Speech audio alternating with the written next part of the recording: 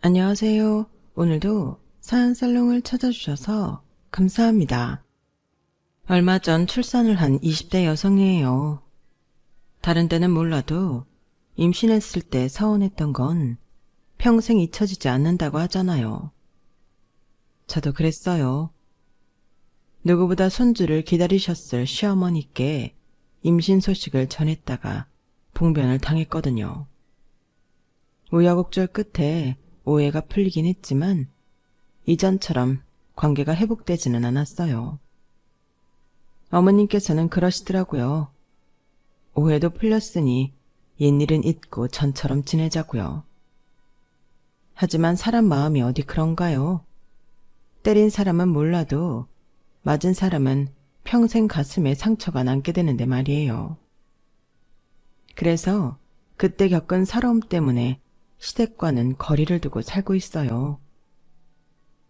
다행히 남편도 제 마음을 헤아려 준 덕에 저희 아이 100일 때도 시댁엔 연락을 안 드렸어요. 살다 보면 이런 일 저런 일 다 있는데 굳이 그렇게 모나게 살 거 있냐고 하실지 모르겠지만 글쎄요. 저는 속에 미움을 품고 겉으로 웃을 자신도 없고 그렇게 하고 싶지도 않아서 지금과 같은 결정을 내리게 됐습니다. 아마 제 얘기를 들어보시면 여러분도 공감해 주시리라 믿습니다. 저희 부모님은 국민학교 3학년 때 만나서 오랜 시간 친구로 지내다가 23세 결혼을 하셨어요.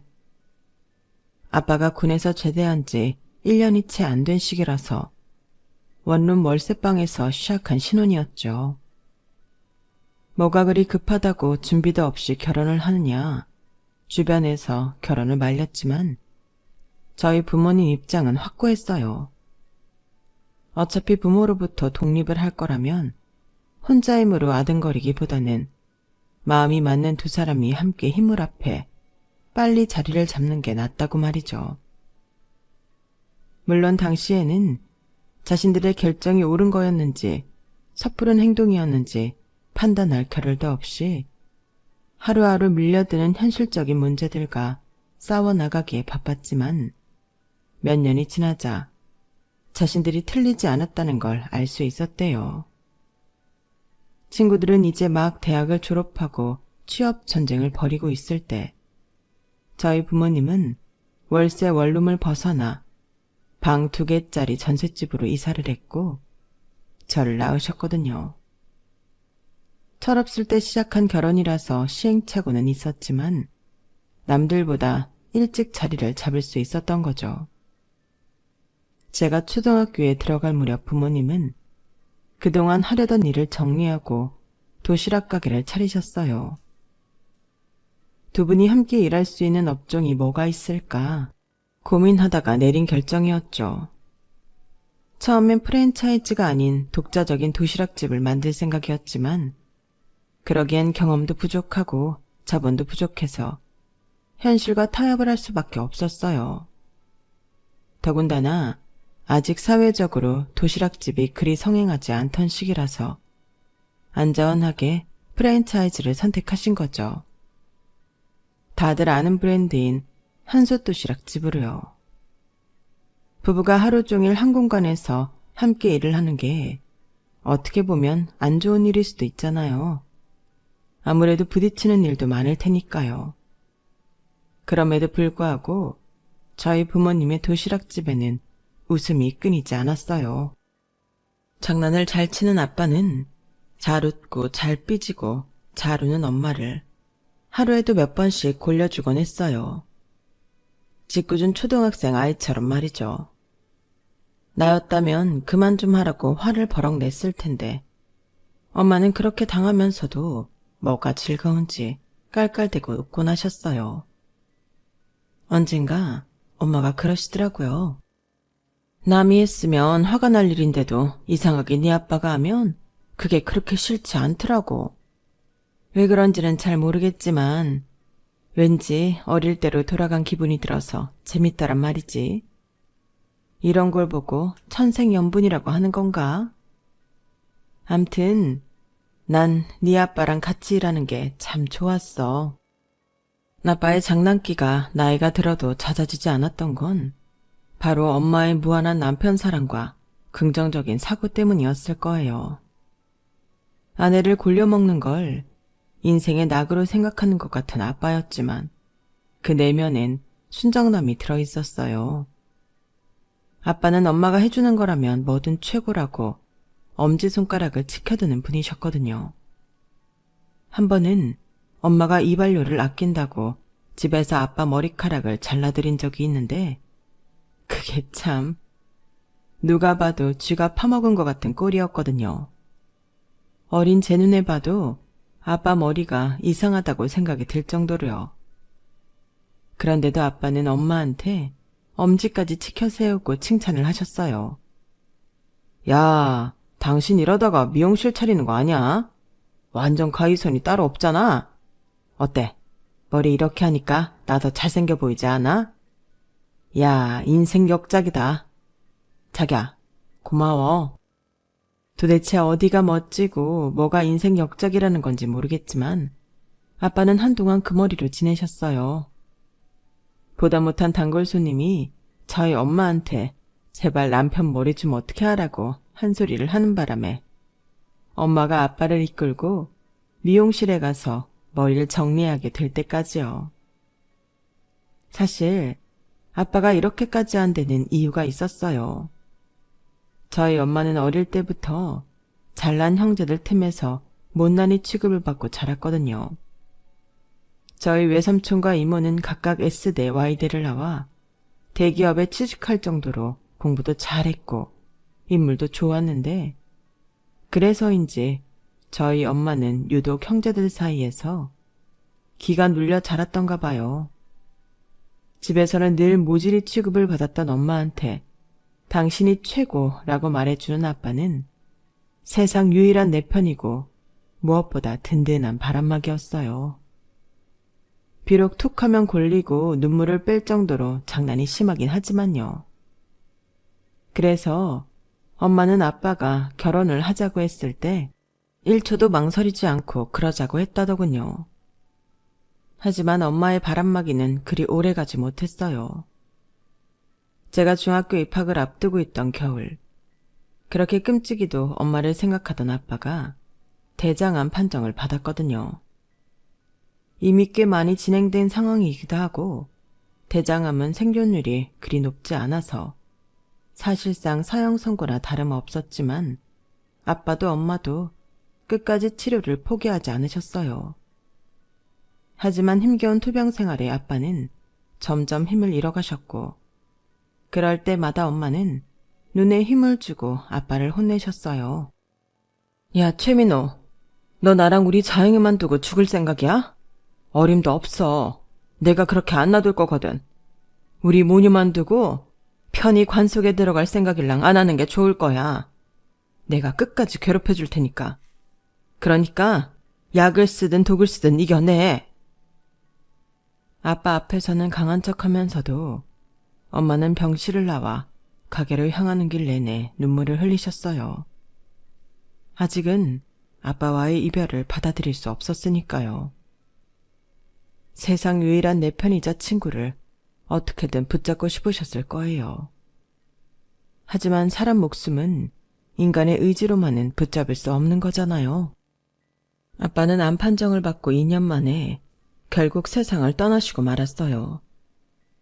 누구보다 사랑했던 남편을 떠나보낸 엄마는 세상을 다 잃은 사람처럼 삶의 의욕을 잃었어요. 하지만 그렇다고 마냥 넋놓고 지낼 수는 없었어요. 아빠 암투병에 들어간 수술비며 병원비를 갚아야 했으니까요. 아빠와 함께 운영하시던 도시락집은 아빠가 세상을 떠나시면서 엄마 혼자 맡아서 하게 되었어요. 여자 혼자 운영하기에 벅찬 가게였지만 아빠 병원비 때문에 빚을 많이 져서 사람을 쓸 여력이 없었거든요. 그래서 제가 방과 후에 엄마를 도와 일을 하게 되었어요. 물론 엄마는 탐탁치 않아 하셨지만요. 누가 너보고 가게 일 도와달래? 쓸데없는 짓 하지 말고 집에 가서 공부나 해. 남들처럼 학원도 못 보내는데 네 스스로라도 공부를 해야 할 거 아니야. 어서 집에 가. 싫어. 엄마도 알잖아. 어차피 난 공부를 안 되는 거. 그럴 바엔 엄마 옆에서 도시락 싸는 일 도울래. 글쎄, 네 도움 필요 없대도. 일하는데 걸리적거리니까 얼른 들어가. 엄마는 끈덕지게 달려드는 저를 밀쳐내며 피곤에 찌든 얼굴로 밀려드는 주문을 감당하셨어요. 주문 전화 받으랴, 주방에서 음식 만들랴, 홀 손님 맞으랴. 손이 10개라도 모자랄 판인데도 말이죠. 그런 모습을 보고 도저히 발길을 돌릴 수 없었던 저는 기어이 앞치마를 둘러매고 주방으로 들어갔어요. 엄마가 안 된다고 해도 난 할 거야. 여기서 일 못하게 하면 다른 가게에 가서라도 일할 거라고. 그러니까 그냥 여기서 일하게 해줘. 어차피 혼자 집에 돌아갈 생각도 없으니까. 엄마는 이렇게 힘들게 일하는데 어떻게 나만 혼자 집에서 편하게 있어? 난 그렇게 못하니까 싫어도 엄마가 참아. 그리고는 밀려드는 주문지를 확인하곤 포장 용기에 밥을 퍼 담았어요. 밥을 뜨면서도 내 마음을 몰라주는 엄마한테 서운해 입을 삐죽거렸더니 엄마도 더는 뭐라고 하지 않더라고요. 엄마는 말없이 주방 튀김기 앞에 서서 치킨이랑 돈가스를 튀겨댔어요. 그러는 사이 저는 카운터에 자리를 잡고 손님들의 주문을 받았죠. 한 사람이 주방과 홀을 뛰어다니며 하던 일을 두 사람이 나눠서 하니 훨씬 일의 능률도 오르고 속도도 빨라져서 밀려있던 주문도 금세 정리가 되더라고요. 그렇게 엄마를 도와 가게 일을 해보니까 세상에 쉬운 일은 없다는 생각이 들었어요. 몸이 힘든 것도 힘든 거지만 손님을 상대하는 게 보통 일이 아니라는 걸 깨달았거든요. 끝도 없이 트집을 잡는 손님도 있고 평소와 똑같이 저울에 용량을 달아서 만든 튀김인데도 양이 줄었다고 화를 내는 손님도 있었거든요. 거기다 한창 바쁜 식사 시간대에 전화로 주문해서는 도시락 하나 주문하며 온갖 걸 요구하고 배달해달라는 사람, 메뉴에도 없는 구성을 요구하는 사람까지 정말 유별난 사람들이 많았어요. 엄마가 그동안 이런 손님들을 상대하며 가게를 운영해왔다는 생각을 하니 참 대단하다 싶었어요. 하지만 이런 진상 손님보다 더 괴로운 게 있더라고요. 바로 손님이 없는 거였죠. 장사 준비를 다 끝내놓고 손님이 오기만을 기다리는데 점심시간이 지나도록 손님이 안 오지 뭐예요.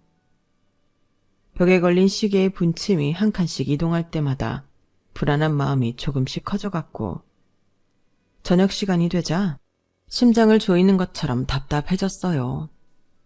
그렇게 시간은 흘러 가게를 닫을 시간이 되었고 결국 그날 장사는 공을 치고 말았어요.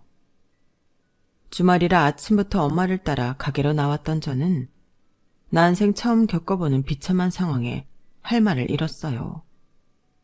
그러자 엄마가 그러시더라고요.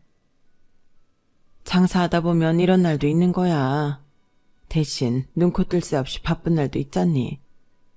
그러니까 너무 걱정하지 마. 비가 오면 비도 맞고 해가 뜨면 햇살도 맞는 게 인생이니까. 엄마는 마치 인생을 달관한 사람처럼 평온한 표정으로 저를 위로하셨어요. 그런 엄마의 모습이 제게는 너무 낯설더라고요. 제 기억 속 엄마는 늘 작은 일에도 발끈하고 파르르 화를 내는 사람이었으니까요. 아빠는 그런 엄마가 귀엽다고 하셨지만요. 그랬던 엄마가 이렇게 변했구나 생각하니 이상하게 가슴이 찌릿하더라고요. 그러고 보니 엄마 외모도 예전과 많이 달라진 게 느껴졌어요. 아빠가 건강하게 살아계실 때만 해도 엄마 얼굴에선 늘 빛이 났었는데 지금은 삶에 찌든 사람처럼 빛을 잃고 있었으니까요.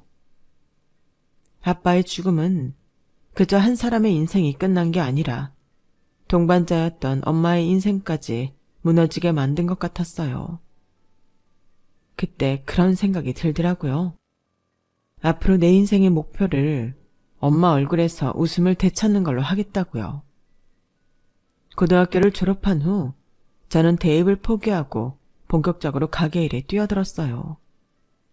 어떻게든 엄마 가게를 살리고 싶었거든요. 그때는 후발주자들이 하나둘 나타나기 시작하면서 가게 매출이 줄어들기 시작했고 뭔가 대대적인 변화가 필요한 시기였어요.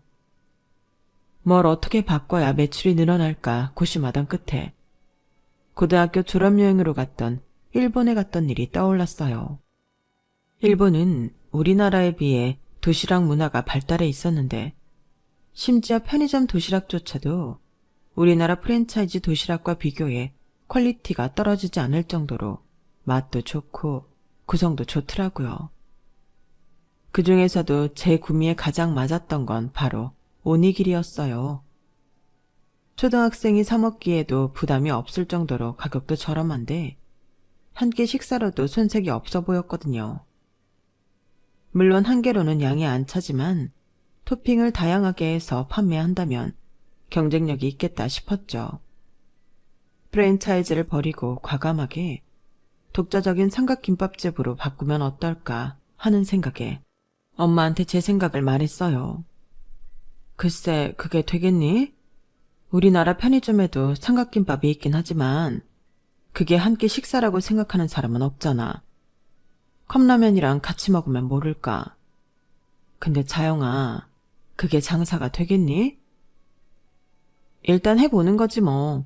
지금처럼 장사해봤자 빚 갚고 나면 남는 것도 없잖아. 뭐든 시도해서 개미지옥 같은 이 생활 벗어나고 싶어. 엄마는 잠시 생각에 잠기셨어요. 그리고는 답을 주셨죠. 그래, 해보자. 어차피 더 잃을 것도 없고 이대로 가게 운영하다가는 몇 년 안 돼서 보증금까지 다 털어먹힐 게 뻔한데 뭘 망설이겠어. 삼각김밥집 하다가 가게 망하면 그땐 파출을 뛰든 마트에서 일을 하든 뭐든 하고 살면 되지. 하자. 네 아빠가 살아있었어도 해보자고 했을 거야. 그렇게 엄마와 저는 도시락집을 폐업하고 본격적으로 메뉴 개발에 나섰어요. 삼각김밥에 맞는 김을 찾아내고 거기에 알맞는 토핑을 개발하기까지 꼬박 3개월이 걸렸어요. 그 사이 가게 리모델링도 하느라 정말 눈코 뜰 새 없이 바빴지만 이상하게 기운이 펄펄 나더라고요. 그건 엄마도 마찬가지였어요. 시들어가는 꽃 같았던 엄마 얼굴에 생기가 오르고 열정이 솟아나는 것 같아 보였거든요. 그렇게 엄마와 함께 시작한 무모한 도전은 가게 오픈과 함께 시험대에 오르게 되었어요. 삼각김밥 전문점이라는 생소한 가게였지만 일단 가격도 도시락에 비해 저렴하고 누구나 손쉽게 사 먹을 수 있다는 점에서 대중의 접근도는 높은 분야였죠. 삼각김밥 속에 재료를 넣는 방식에서 탈피해 삼각김밥 위에 토핑을 올려 보다 더 맛깔스럽게 보이도록 했더니 사람들의 반응도 꽤 좋더라고요. 처음 오픈을 하고 며칠간은 가게 쇼윈도에 진열한 제품을 눈으로만 보고 지나가던 손님들이 하나 둘 가게 문을 열고 들어오기 시작했어요. 저렴한 가격이 가게 문턱을 낮추는 역할을 제대로 해낸 거예요. 주머니가 가벼운 학생들은 호기심에 하나씩 사가기도 하고 식사 대용으로 생각하는 직장인들은 1인당 2개 정도를 구입해갔어요. 그래봐야 하루 판매량이 그리 많지는 않아서 오픈을 하고 한 달가량은 적자 신세였지만 조금씩 입소문이 나기 시작하면서 손님이 늘기 시작했고 학교나 회사 등에서 도시락 또는 간식 대용으로 구매를 하기 시작하면서 매출이 오르기 시작했어요. 그러다 모 연예인의 팬들이 저희 가게 삼각김밥을 조공용 도시락으로 보내면서 대량 주문이 이어지게 되었죠. 오픈 3개월 만에 적자에서 벗어나 흑자로 돌아서자 해냈다는 생각에 자신감이 생기더라고요. 하지만 여기에 만족할 수는 없었어요. 제품 개발을 계속해야겠다는 생각이 들었거든요. 고인물은 언제고 썩기 마련이니까요. 그래서 기존 메뉴와 더불어 시즌 한정판을 만들어 판매했고 그게 제대로 먹히더라고요. 그 시즌에만 판매하는 희소성이 높은 제품이라 선호도가 높았거든요. 한 1년 장사를 하다 보니 어느 정도 판매 패턴이 보이기 시작했고 빼야 할 품목과 더 첨가해야 할 품목이 뭐가 있는지도 파악할 수 있었어요. 도시락집을 할 때는 매일 똑같은 메뉴로 손님이 가게에 들어와 주기를 수동적으로 기다리는 입장이었다면 이제는 조금 더 공격적으로 마케팅을 할 수 있어서 무엇보다 흥분이 되더라고요. 매출이 늘어나면서 엄마와 저는 쉬는 날도 없을 정도로 숨가쁘게 지내야 했지만 손님이 없어서 넋놓고 가게에 앉아있던 시절을 생각하면 지금 힘든 건 힘든 것도 아니란 생각이 들었어요.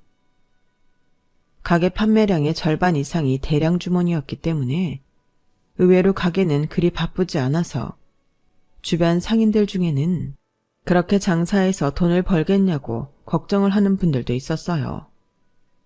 아니, 가격도 이렇게 저렴한데 손님 수가 이 정도면 이거 어디 남는 거나 있겠어? 차영아, 너 이러다가 이 엄마 가게 말아먹는 거 아니니? 아줌마가 걱정이 돼서 그래. 지금이라도 예전 도시락집으로 다시 바꾸는 게 낫지 않겠어? 아니면 그 브랜드 아니어도 요즘엔 도시락 프랜차이즈가 많잖아. 아줌마, 저희 장사 잘 돼요. 매출도 도시락집 할 때보다 훨씬 늘었고요. 그러니까 걱정 마시고 주변에 홍보나 잘해주세요. 아주머니는 제가 허세를 부린다고 생각했는지 걱정스런 표정을 지우지 못했어요. 장부를 까보일 수도 없고 답답하더군요. 장사는 노력과 더불어 운도 따르기 마련이라고 1인 가정이 늘기 시작하면서 가게 매출은 전보다 더 늘어났어요. 혼자 사는 손님들이 많이 늘었거든요. 그중에는 미래의 제 남편이 될 사람도 있었고요. 남편은 근처 오피스텔에서 살고 있었는데 혼자 살아서 그런가 퇴근길에 자주 들러 저녁밥 대용으로 삼각김밥을 사가곤 했어요. 어찌나 취향이 대쪽 같은지 매번 똑같은 제품만 사가더라고요. 그래서 하루는 신메뉴를 추천했더니 그때부터는 그 신메뉴만 사가기 시작하더라고요. 사람이 뭐 아니면 도인 사람 같았어요. 아니, 질리지도 않나? 어떻게 매번 같은 것만 주구장창 사가지? 제 눈에는 참 신기했는데 엄마 눈에는 조금 다르게 보였나 봐요.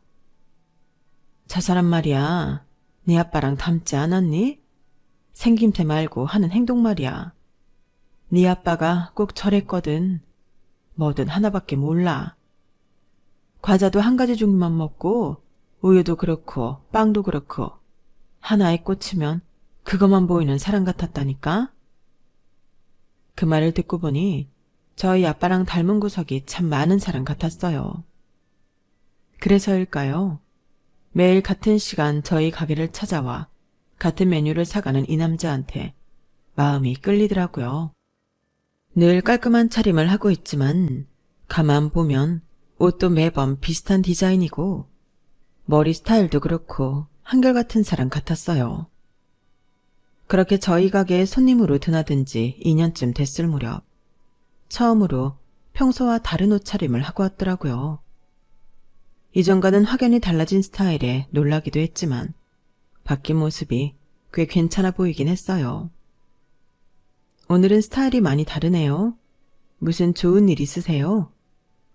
그러자 남편은 수줍게 웃더니 대뜸 그러는 거예요. 저한테는 굉장히 중요한 날이라서요.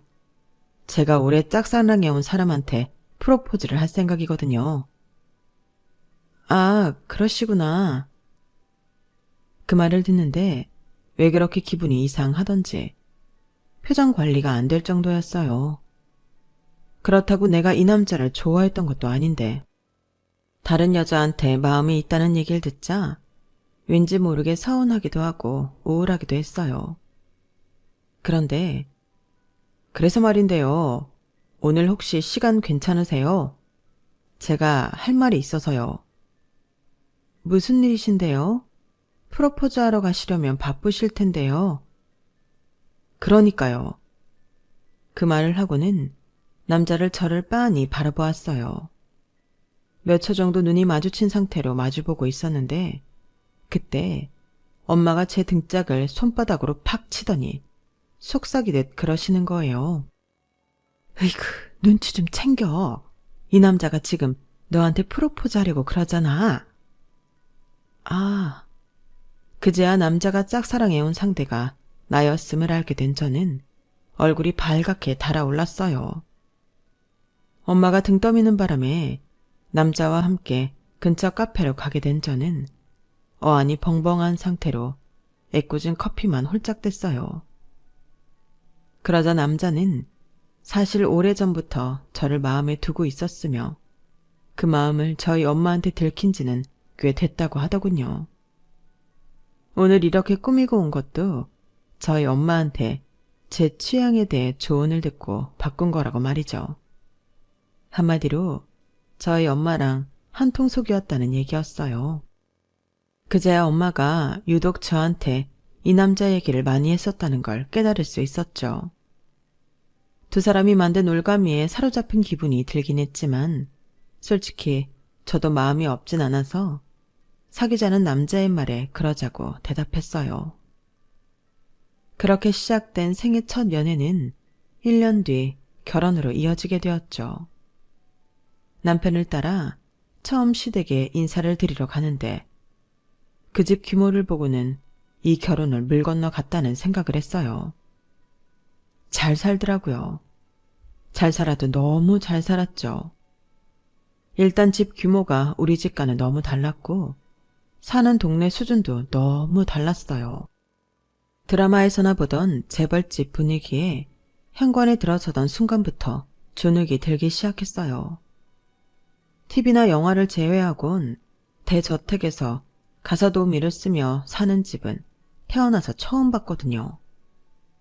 그런데 더 놀라운 건 시부모님의 태도였어요.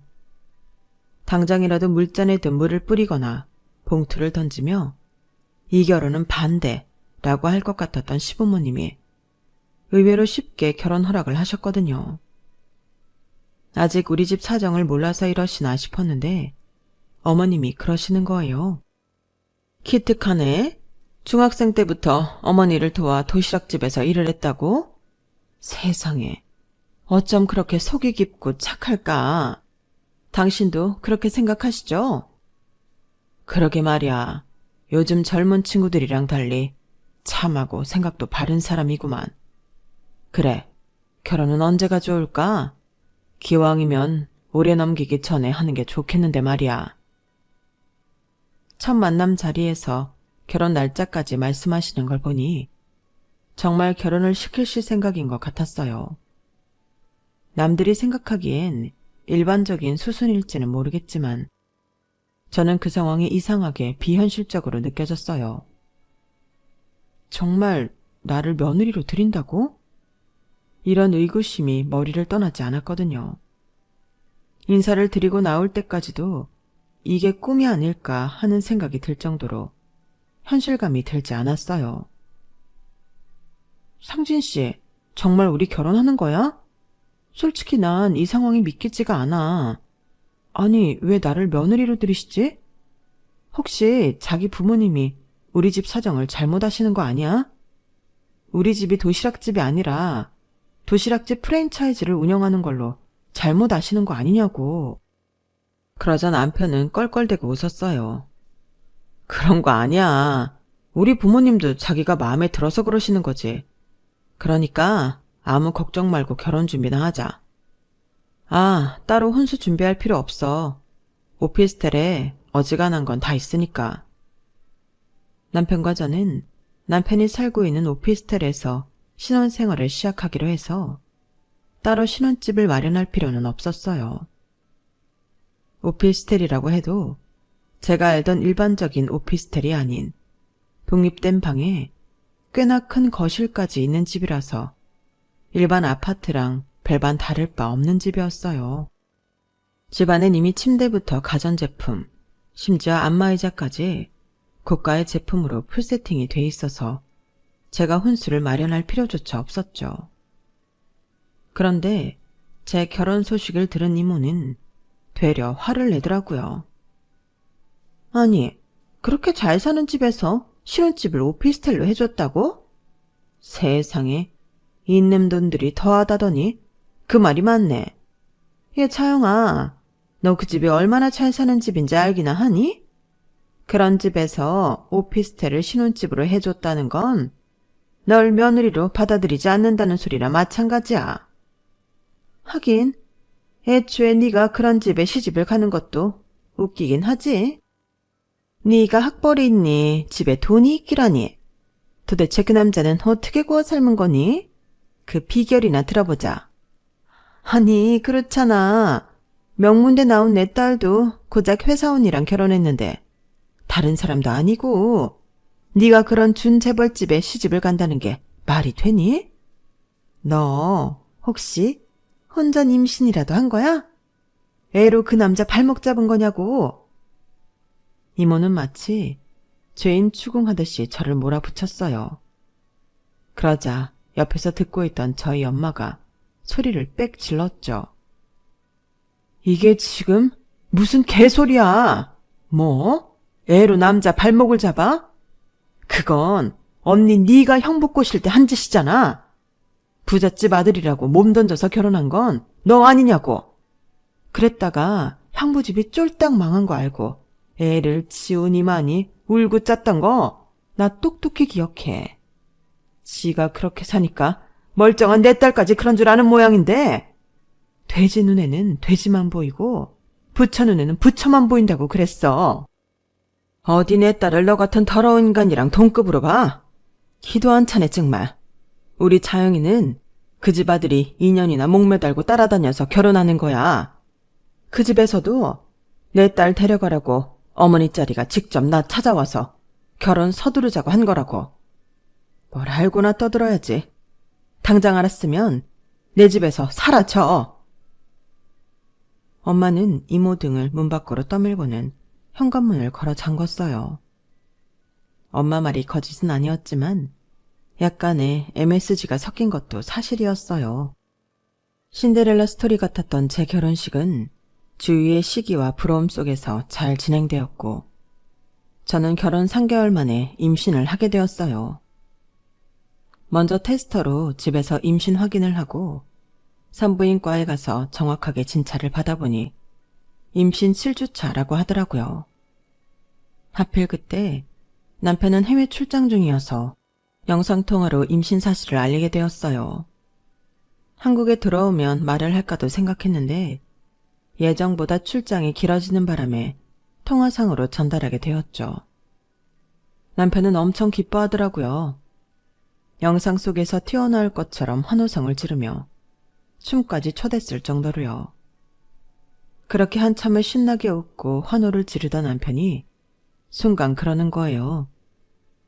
아, 우리 부모님한테는 일단 말하지 마. 내가 가서 같이 말씀드리게. 그때는 그게 맞는 것 같아서 생각 없이 그러자고 했는데 거기에 엄청난 사연이 숨어 있을 줄 누가 알았겠어요. 시부모님께 임신 사실을 숨기고 있던 어느 날 어머님이 우리 가게로 찾아오셨더라고요. 지나가는 길에 들리셨다면서 명품관에서 사온 가방을 선물로 주셨어요. 별거 아니라고 하셨지만 명품을 잘 모르는 제가 봐도 수백만 원은 좋게 하는 백이라서 별거 아닌 걸로 받아들이기는 힘들었어요. 그건 저희 엄마도 마찬가지였죠. 어머, 사부인께서 임신 선물을 사오신 모양이네. 저희 엄마는 시어머니가 제 임신 사실을 알고 있는 줄 알고 한 말이었어요. 그런데 그 말을 들은 시어머니 표정이 확 바뀌더라고요. 잔뜩 화가 난 표정으로 간단한 인사도 없이 쌩하니 가게를 나가버리셨어요. 엄마도 저도 당황해서 왜 저러시나 의아할 뿐이었어요. 그런데 다음날 아침, 아직 출근 시간까지는 시간이 남아서 침대 속에서 게으름을 피우고 있었는데 밖에서 초인종 소리가 요란하게 나더라고요. 이 시간에 찾아올 사람이 없는데 누굴까 하다 혹시 남편이 출장해서 일찍 돌아왔나 싶어 달려나가 현관문을 열었어요. 그런데 순간 현관문 틈으로 손이 확 들어오더니 제 머리를 낚아채지 뭐예요. 그 손의 주인은 다름 아닌 시어머니였어요. 어머님은 제 머리채를 잡은 채 안으로 질질 끌고 들어와선 바닥에 저를 내던졌어요. 이 년이 아주 여우 같은 년이었네. 뭐? 임신을 해? 거지 같은 집구석 출신이라 하고 다니는 꼴도 가관이구나. 어디 감히 몸을 함부로 내돌리고 다녀? 학벌도 없고 가진 것도 없는 년 며느리로 받아줬으면 감사한 줄 알고 살 것이지. 네가 감히 우리 집을 농락해? 어디 뚫린 입으로 짓거려봐. 그 애 애비가 누군지 말하라고. 어머님, 그게 무슨 말씀이세요? 누구 애냐뇨? 당연히 상진 씨 아이죠. 뭐? 이게 끝까지 날 속이려 들어? 야 이년아, 너 지금 그 말 실수하는 거야. 왠지 알아? 내 아들은 고자니까. 너 무정자증이라고 들어는 봤니? 내 아들이 바로 무정자증이라고. 청자가 없는데 어떻게 네가 임신을 하니? 네가 동정녀 마리아라도 돼? 씨도 없이 임신을 하게? 긴 말 않는다. 당장 너 이 집에서 나가. 상진이 오면 이혼 서류 보낼 테니까 그때까지 입 쳐닫고 죽은 듯이 기다려. 알았어? 박 기사, 얘 당장 짐 싸서 지네 친정으로 보내요. 어머님은 제 말을 듣지도 않으시고 기사를 시켜 제 짐을 싸게 했어요. 그렇게 하루아침에 친정으로 쫓겨나게 된 저는 남편한테 전화를 했어요. 그런데 일이 바빠서 그런 건지 통 전화를 안 받더라고요. 시어머니는 제게 한 걸로는 분이 안 풀렸는지 가게까지 달려가 저희 엄마한테 쌍욕을 퍼붓고 가게 집기를 다 때려 부쉈더라고요. 그 바람에 오픈하고 얼마 안 된 시간이었지만 가게 문을 닫을 수밖에 없었어요. 그 봉변을 당하고 집으로 온 엄마는 잠옷 차림으로 와 있는 저를 보고는 한숨을 삼키셨어요. 그리고는 괜찮다면서 저를 꼭 안아주셨죠. 내 딸이 그럴 리가 없다는 거 나는 알아. 그러니까 아무 말 말고 아무 걱정 말고 오늘은 푹 자는 거야. 알았지? 엄마, 나 정말 외도한 적 없어. 뱃속에 이 아이 상진 씨 아이 맞다고. 알아. 내가 네 엄마인데 내 딸이 어떤 사람인지 모르겠니? 오해는 곧 풀릴 테니까 일단 아무 걱정 말고 누워. 너도 너지만 뱃속에 아기 생각을 해야지. 엄마 말대로 아기 걱정이 돼서 저는 제 방 침대에 몸을 이었어요. 그리고는 남편한테 전화를 했죠.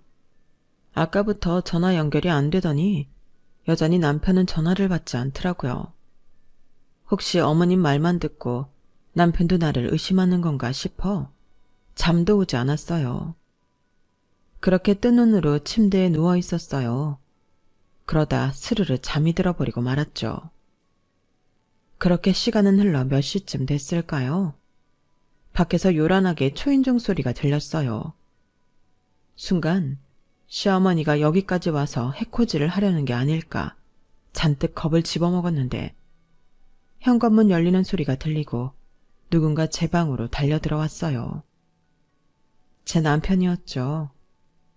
남편은 그대로 저를 끌어안더니 미안하다는 말만 되풀이했어요. 그리곤 도대체 왜 이런 일이 일어났는지 차근차근 설명을 해주었죠. 남편은 대학에 들어가던 시점부터 맞선 시장에서 꽤나 인기가 있었다고 했어요.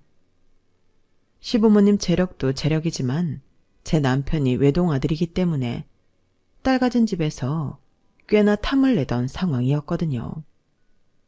그래서 초반엔 몇 번 선자리에 나가기도 했는데 그때 만난 여자들을 보고 한 가지 확신이 섰다는 거예요. 애정도 없고 사랑은 더더욱 없는 이런 여자들과 살 바엔 차라리 독신으로 살겠다고요. 그래서 자기 집 건강을 살펴주는 주치의한테 찾아가 부탁을 했다더군요. 자기 부모한테 자기를 무정자증인 걸로 해달라고요.